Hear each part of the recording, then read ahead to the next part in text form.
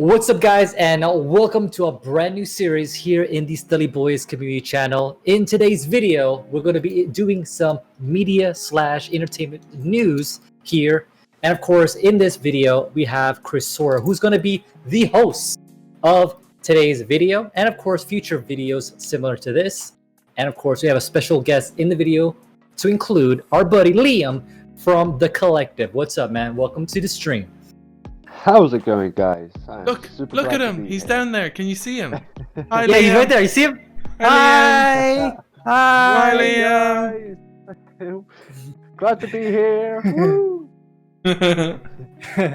All right. So what are we going to be talking about today? This week's Studley Boys Movie Hour, we're going to be talking Never about an hour. Captain America 4. It's a lot of Marvel news. We're going to be talking about Captain America 4. We're going to be talking about Thor 4. We're going to be talking about Guardians of the Galaxy 3. We're going to be talking about Spider-Man 3. Lots of 4s and 3s. 4, 4, 3, 2.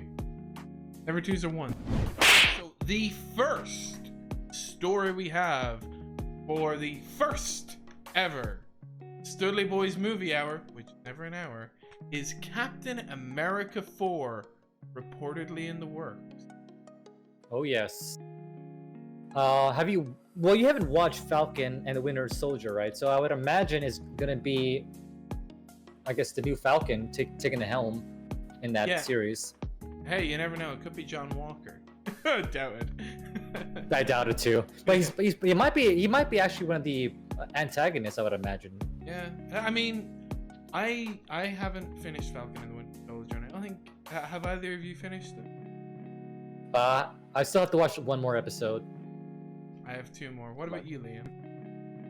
I'm 2 episodes behind. Oh, so we're the same then. But yeah, it's hard to know. It's hard to know. I assume Falcon takes over, and it's gonna be. I assume it's gonna be a movie about him, but I guess we'll have to see. So some details that we have is Malcolm Spellman. He is going to be doing the main writing and taking over for this. He is, of course, the writer and director of Falcon and the Winter Soldier. The news was reported by Variety, The Hollywood Reporter, and basically there's no casting or anything known. All we know is the movie is in the works, which is interesting. What do you guys think? Because I honestly thought Civil War was going to be the end of the Captain America movies, and then Falcon and the Winter Soldier I thought would continue as a series from here on out with a season 1 and a season 2. What's funny is, did they even announce season 2 for Falcon and Winter? I want to say no. The only ones they officially announced season 2 for was for Loki. I might have misread it, but I thought there was something that came out recently that said that there could be a Falcon and the Winter Soldier season 2, but it wasn't planned. But you know, it's quite interesting that they're going this route with a Captain America 4. To be fair, I think they're taking all the opportunities they can with branching. There's all the more opportunities out there for them to possibly tweak the formula. Whether they get it right or wrong can be very up to speculation. Yeah, it's a big one. Because they're currently in phase 4, I think, or phase 5. I forget. We're currently in phase 4. Yes. 4. So obviously, as you go towards the new phases, they're trying to, in a way, kind of replace the older generation into a newer generation. Because I think are they trying to do like a new Avengers or even a young Avengers, like sometime down the road? That's possible. In spoilers for WandaVision if you haven't seen it, but we saw Wanda's 2 kids who become part of the new Avengers. Later on in the year, we have the Hawkeye series, which will have Haley Steinfeld take over as Hawkeye. Haley Steinfeld, of course, is my wife. Haley, if you're watching this, please call back. Yes, he's been waiting. He's been calling me about it. But yeah, so I don't really have many thoughts on this other than cool. Captain America 4. What about you guys? I mean, the big thing is obviously we need a trailer. We need some kind of more than just an image, because we kind of knew it was on the way. We don't have a date of when it's going to happen, and the only way to really like have any hype or momentum in it is watching that first initial trailer. So just kind of wait and see, I guess. It's got to come down to giving us something. There's only so much you can speculate on when it comes down to them telling us what they're writing down and what they're going to do. There's a big fundamental difference from their blueprint to what actually comes out from what they're going to produce. So, yeah, we do need to see something from them to have a decent idea, because there's just too many different things that can or could be. Yeah. And another thing to point out too is like we don't know exactly when it will happen. So like for example, we have all these other TV shows and movies coming: Black Widow, Spider-Man, was 3 or 4? Spider-Man 4 or 3? Three. Yeah, Spider-Man 3 coming out, and so like there's a lot of other movies that are going to be coming out before Captain America 4. Yeah, I think an interesting thing that came out a few months ago was apparently for Spider-Man Far From Home, that was going to be the first appearance of Falcon as Captain America. And if people have been keeping up on the timeline of the Marvel Cinematic Universe, Falcon and the Winter Soldier takes place months before Spider-Man Far From Home. Spider-Man Far From Home is actually the furthest in the timeline at the minute. So that was going to be our first time of seeing the new Captain America. Obviously we didn't. So wherever this takes place, it'll be interesting to see how this could tie in with Spider-Man, or how this could tie in with anything else going on at the minute. Afterwards. Yeah, and we might get some kind of like ending credits or something like that featuring the new Captain America. We don't know. We just have to kind of. One thing that can always use for ploys. Wait till the end of the credits to see any tidbits. Exactly. What is the next news, Talos? What have you got for us? We got Thor 4. Russel Crowe and Christian Bale apparently going to be part of that project. So another project we are still kind of we don't know when the movie is coming out. I would imagine Thor 4 would probably come out after Guardians of the Galaxy 3, but that's just how I think it's going to play out. Well, I think it might be sooner than you think. Thor 4 is currently filming in Australia, I think. Either Australia or New Zealand, one of the two. But Russel Crowe was announced to be playing Zeus, and there's been a bit of a fan campaign for Henry Cavill to play Son. Funny. I don't know if they'll do that. And Christian Bale was announced a while ago, but he's playing the villain, and we actually have a first look at Christian Bale as the villain. Ooh. Okay, so here we go. So this is from Collider, and Christian Bale is playing Gore. Is that right? Gore in Thor 4. So as Thor 4.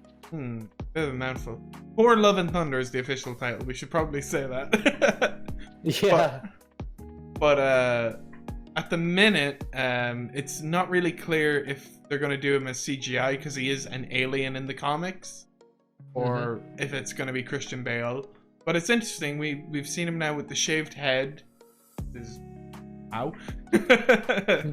Even more than John Connor. What I really like about Christian Bale is that he really puts method acting into a whole new level. So like obviously if he's going to be playing a character like this, he's really going to put all his energy into this role, and whether that be an alien type monster, which we see in these like comics, he's going to put 125% on this. So what do you guys think of Christian Bale's shaved head? I mean, it is a wow, because like obviously when you think of Christian Bale, like you don't think of him with a bald head, but I guess that just helps with like maybe practical effects, like the makeup, maybe to like give him the look. And having a full blown hair is just annoying to put like a bald cap on, so maybe just shaves it off for convenience. Yeah. What about you, Liam? I think he's getting paid enough to have had the full done. Just because, we're used to, we don't picture this. We wouldn't, because you'd think this man would have his hair insured for a fair amount of money, because it's an iconic thing for him. So to go whole hog and commit to it, it shows he's fully giving everything to the character. Agreed. Here's a fun one for you, right? Here's a fun little movie fact. I was an extra in Mary Shelley, name of the movie. It stars Elle Fanning as Mary Shelley, the writer of Frankenstein, and I did extra work on it. And when I went in, I think we were filming 2 weeks, but when I went in for my fitting, they were like, "Oh, your hair is a bit too long," and I was like, "Oh, cool." And in my head, I'm thinking, "Yeah, I was gonna get that in a week." And then they were like, "Okay, well, we'll pay you €30 more if we can like cut a bit off." I was like, "Sure." And they literally, right, they literally took off. Wow. Like it was barely anything. It was literally what I was gonna get done anyway, and I got paid €30 for it. So. Instead of paying for a haircut, they actually paid you. They paid me, yeah. That's awesome. Well, So, bravo. Hustle. So, I mean, hey, look, that's a thing. And speaking of movie extra roles in Ireland, movie extras are currently casting for Disenchanted, the sequel to Enchanted. If you're interested, go to movieextras.ie. We are not sponsored, but if they want to sponsor us, but yeah, and so the Russel Crowe news. He's playing Zeus. Yes. What do you think? I know nothing about the complete lore, but I do know that Zeus is going to be a pretty powerful character, I would imagine. Like, is there any details of how Zeus is going to play into the story? Not at the minute. I'm curious because Thor and Odin and all are the Norse gods, and then we're bringing in Greek gods into it, and that's true. Yeah, good point. Yeah. And how is Zeus gonna equal to Odin? And what about that title, Love and Thunder? Like, it sounds like a romance. It sounds like a movie that would be released on a specific hub, if you will. And another detail we do know is Natalie Portman will become the Jane Foster tour. So, yep. Very curious to see how Zeus will play in, and how, because Zeus also, I mean, I don't know if in the Greek mythology, does he have thunderbolts? Yes, he does. He does. So I wonder how that's going to play in with Thor as well. Because he's also thunder. Yeah. Thunder, and I mean, yeah, you never know. They could become great friends just because. I mean, yeah, it's called Love and Thunder, so maybe they are like best of buddies. I don't know. The story of the Thunder Bromance. I know, right? I can see that, and the way the direction is for like a lot of the recent Thor movies have been more comedic in a way, almost like Guardians of the Galaxy is more comedic. So, and obviously we know that Hemsworth. Yeah, we know that Crims Helmsworth is very good with his comedic feedback with other actors, so we know he can do that role. And we know well. Taika Waititi is directing. He directed Thor Ragnarok, and he is fantastic at comedy. He's also directed Jojo Rabbit. Whether you guys seen that? Yes. Just to segue into the next bit, an interesting bit of information we got a few months ago. Just some people might have missed it. It might have gone under their radar, and since it's the first one, might as well get it out the gate. But James Gunn confirmed a while back that he was writing all of the Guardians of the Galaxy segments for this movie.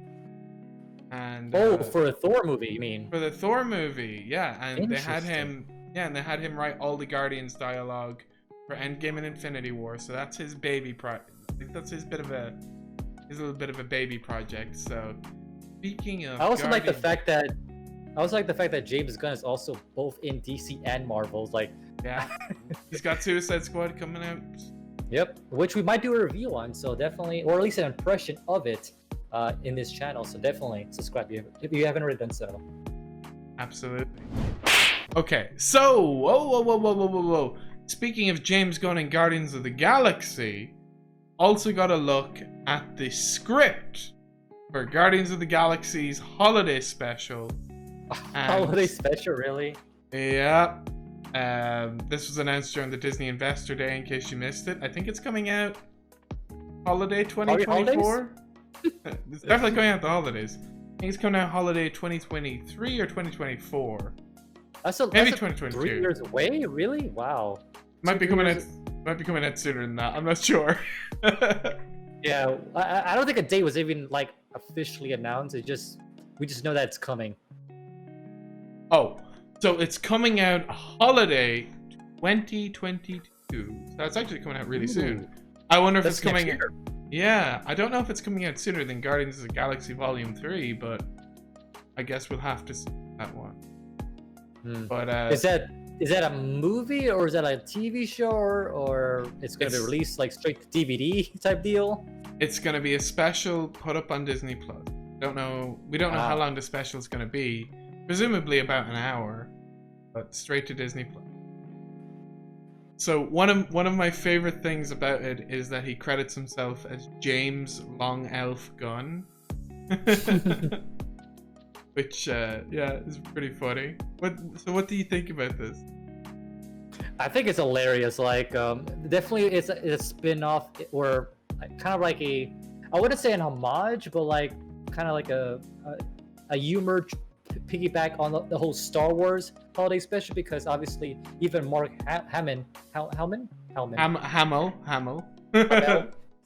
Mark Hamill also commented on this holiday special as well. Yeah, Mark Hamill said, "I've got a bad feeling about this," but obviously he was joking. I'm sure it's going to be fantastic. To be fair, when it comes to Christmas holiday specials, I'm more of a miss when it comes to those types of deals, especially as they can be very hit or miss. Hey, you enjoyed watching Elf and the Grinch this year, don't you lie to me. And Father Ted, we watched those three together. You enjoyed that. I did sit there and you know, I can't even lie, you're right. Called out live in the Sully News. I was enjoying it with friends, so you know, everything's more enjoyable with friends, you know? Very true. And the other bit of news, well, not a bit of news, a little tidbit. Dave Bautista was basically asked about Disney Plus. He was saying he was a bit disappointed that the Guardians didn't get that none of the Guardians got their own Disney Plus series, considering so many characters have gotten one. And when asked if he would be willing to do a Disney Plus series, he said, nah. He said he would be utterly depressed, I think was his words. I might be wrong on that, but I remember him saying something to that effect, because all of the makeup and stuff would just be such a pain. So yeah. If you're looking for your Drax Disney Plus series, please stop hoping.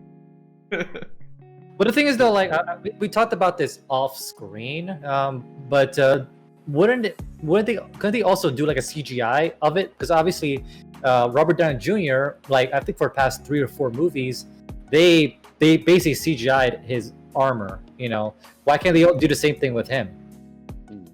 Yeah, I wonder if it's just because his body, like what we've seen in all the movies, is Bautista's body, with just the bits of things on it. So I wonder if CGIing his body would just, it might look a bit off to people, especially when you've seen actual Bautista.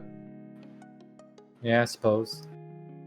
But the other thing is, like, to counter that, like, you're right, because like even in Falcon and the Winter Soldier, Bucky's arm is CGI, and you never really and you never really question it. So maybe it's just easier to do, like, I guess, metal or artificial things versus actual, or mechanical things versus artificial things. I don't know. It comes down to if it's good enough to if it's good enough to put down your guard of suspension of disbelief. Yeah.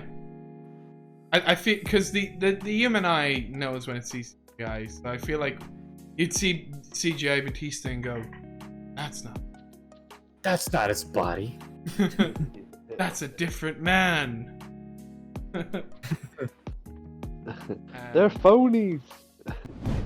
Before we go into our final news, kind of linked to it, we have a little look at Doctor Strange. So here's the thing. Benedict Cumberbatch recently wouldn't go on to a video call or something because he didn't want people to see what he looked like for Doctor Strange. And currently they were filming Doctor Strange 2, and I think they've just wrapped up filming Yes, they did. They just recently wrapped up filming Spider-Man No Way Home, which is also where Doctor Strange will be appearing next. That will be the next project he's appearing in. And so people got some photos of Benedict Cumberbatch recently.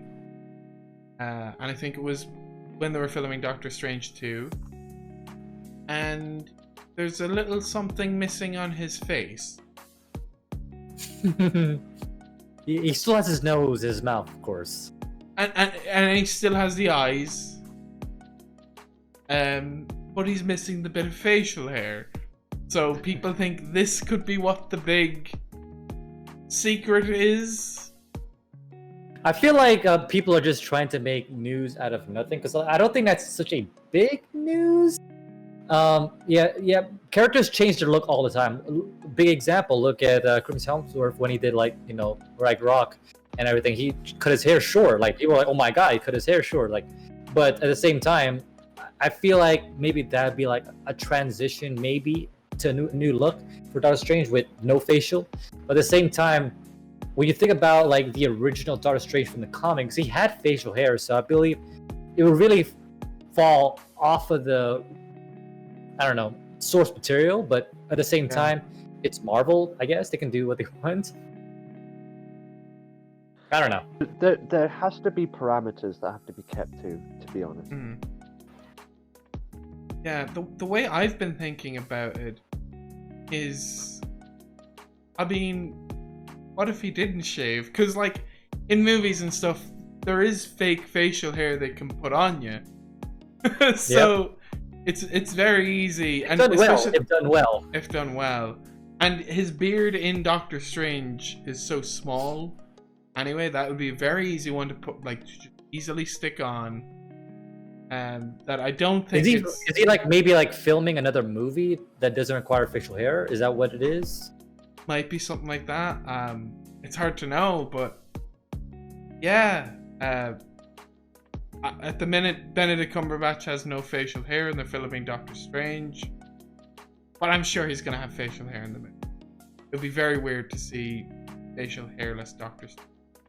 And like Talos said, it wouldn't be comic accurate. Yeah, they do. You know, the fans would be very, very stringent on it. Yeah. Absolutely. And like you were saying as well, Talos. Like you were saying, I think people are kind of just doing it to try and make a news story. Because they're like, "Oh my god, Benedict Cumberbatch has no facial hair." Yeah, we've seen it. Have you guys heard of the show called Sherlock? Yeah. Moving on to the big news. Spider-Man No Way Home. So we have two pieces on Spider-Man. Yes. So let's firstly talk about Alfred Molina. Played Dr. Octopus in Sam Raimi's Spider-Man 2. He recently did an interview, and I think he told a bit more than he meant to. But he recently talked about his involvement in Spider-Man No Way Home. And let's just read a few choice quotes from this. So Alfred Molina says, "When we were shooting it, we were all under orders not to talk about it, because it was supposed to be some great secret. But, you know, it's all over the internet. I actually described myself as the worst kept secret in Hollywood." Which, yeah, we've known for I think we've known since September that he was going to be in this movie before the movie even started filming. So he is correct. But if there was any doubt in anybody's mind, so now for sure it's confirmed that he's going to be in that movie. And the other people we have confirmed is Jamie Foxx as Electro. Yep, I knew about that one too. Yeah. Who else? There's more. Well, There's more. Andrew Garfield, of course, Tobey Maguire. They're both rumored, but Jamie Foxx and Alfred Molina are confirmed. The other two are rumored at the minute, but it's looking more and more like those could be very true. Yes. But Molina says it was wonderful going back to the characters, interesting going back after 17 years. Especially, especially because of that makes you feel old, right? Does anyone else feel old thinking Spider-Man 2 came out 17 years? Damn. That's a realization moment. Okay, the big thing that's kind of funny and interesting that Spider-Man 2 with him, obviously they have to bring Tobey Maguire back. It's like it doesn't make any sense why he will come back and why Jamie Foxx will come back from the Andrew Garfield, I guess, saga. Like, it kind of fits, right? I think they have to. Hey, there was the little tidbit in Morbius. Did you guys see that? I did not. No, at least I don't remember it. All right, I'm gonna jump to a quick clip in this trailer, and you guys can tell me what you think. Oh yes, murder. I remember now. So in the Morbius trailer, using a screenshot from the Spider-Man PS4 game, but with the Raimi suit, there's a picture of the Raimi suit with murderer written over it. And the other big thing at the end of the Morbius trailer, because that trailer came out so long ago, I'm sure people need a refresher, but we saw Michael Keaton. That's right. Reprising his role as the Vulture, presumably. And that's coming out in January. So, literally a month after Spider-Man comes out, we're getting Morbius. As long as there's no delays. Yeah. That's crazy. So, they're definitely linked. Interesting. They must be. I mean, they're presumably linked. But the fact they have Spider-Man as a murderer in there, interesting. So that puts in a little bit of like speculation. Theory speculations. So interesting. Yeah, I like it. I like it a lot. Now, I do think Morbius was going to come out before Spider-Man No Way Home. Because it was meant to come out last year, I think. And that trailer was from January of last year. So, I know it got heavily delayed with COVID. It's hard to know where it's going to fit into place, but we're guessing it's going to fit into place somewhere. If the multiverse stuff is all going to be true, which hopefully it is. Let's talk a little bit more about Alfred Molina real quick. He talked about when he was cast in No Way Home. He says because he's so much older now, he asked the director, how are you gonna cast me in this? And the director said, well, you've seen like what we do, we can de-age people. And he said he did bring up that in, I think it was The Irishman, when they were doing the de-aging in that for regular scenes it looked good, but for the fight scenes it was very clearly an old man that was fighting. And they basically came to a compromise that, well, Doc Ock, even in Spider-Man 2, uses all the tentacles fight anyway, so it shouldn't really matter. The other thing they brought up, Alfred Molina was like, well, Spider-Man 2, I died. And John Watts said, yeah. John Watts said, well, in this universe, no one really dies. So if it is the same Doc Ock, and if it is the same Electro, do you guys remember how they both perished in their movie? I can't remember now. It's been a while. Do you remember, Liam? I can't remember off the top of my head. It's been been a while since I've sat and rewatched. So for Electro, I think he just like explodes in electricity. Like, don't they overcharge him and he just boom? I think that's what happens. I could be wrong. That rings a bell. Yeah, I think so. But then with Doc Ock, remember he falls into the giant energy machine sun that he makes, and he says, yes. and his big famous line in that movie was, "The power of the sun in the palm of my hand." That's the one. Quite nice, and they referenced that recently. A lot of people might not have noticed, but they actually referenced that line again in Into the Spider-Verse. It's interesting. That could even connect. Who knows?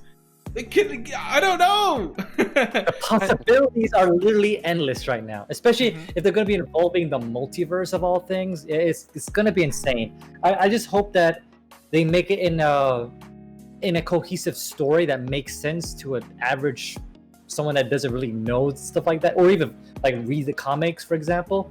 Like, that's what's tough about multiverse type storylines, is having a cohesive story. So I'm definitely hopeful that Marvel can do it, but at the same time also very, very nervous.